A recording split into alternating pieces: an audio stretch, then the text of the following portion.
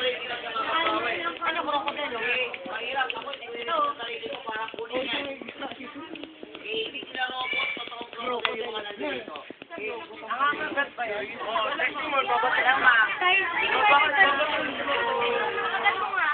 Uy, Bakit? Napila naman ako ah. makita ko na ba yung ipin?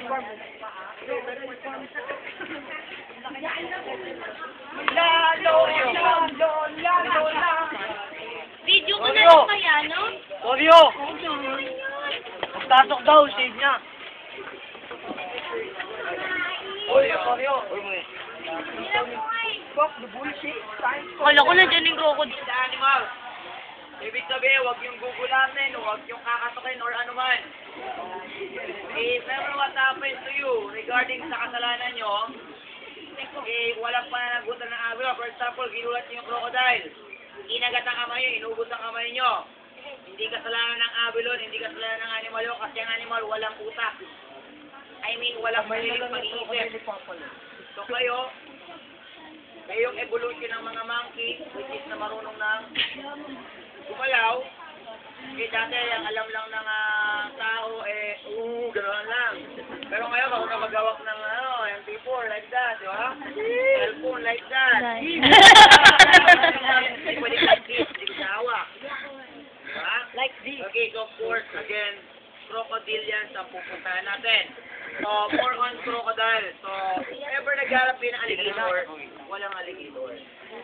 Okay? Karamihan na ng mga zoo, walang alligator. Kasi ang alligator, mga critically endangered na. Malapit na silang maubos. Okay? Approximately 100 na lang sila sa wild, so malapit na sila maubos. So, here, puro crocodile yan or crocodile na lang ang makikita niya. Okay? Survive the battle. Let's go! Saan? Ayan o. Bakit galing yan? Walang galing. Kaya, Gambino ay isang insekto. Nasaan? Hindi ko makita. Of course, kanina pa sa Gumagalaw. Ay, gumagalaw. Gumagawa na yun eh. Kulit na ito. Wala yan yan o. So, madali lang yun. Tignan nyo lang yung muso. Ang tawag ng crocodile yan ay snout. Kapag ang snout ng isang crocodile yan ay V, or letter V ang kit niya, crocodile siya. Kapag yung Alligator. Ay, smiling face. Ba't ay smiling face?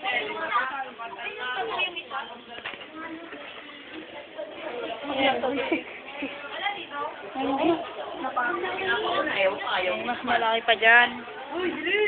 Okay, karamihan na natin na ito is more on freshwater crocodile. But not only in the Philippines, freshwater crocodile, and of course, yung Papua New Guinea freshwater crocodile. But here, if you want to see our endemic crocodile, the Crocodilus mingorensis. Okay, the Philippine crocodile nandito. Yan yun. Ayan, maganda ang tempo natin. Ito ba yan? Guys, here. Ang tinatawag na Ba't Philippine nakagawa palagi yan? Ano ba na? dahil nandito lamang sa Pilipinas matatagpuan. So it means endemic siya. When you hear the word endemic, dito lang sa Pilipinas. But when you hear the word exotic, Tambak. ibig sabihin, ibang bansa natin matatagpuan.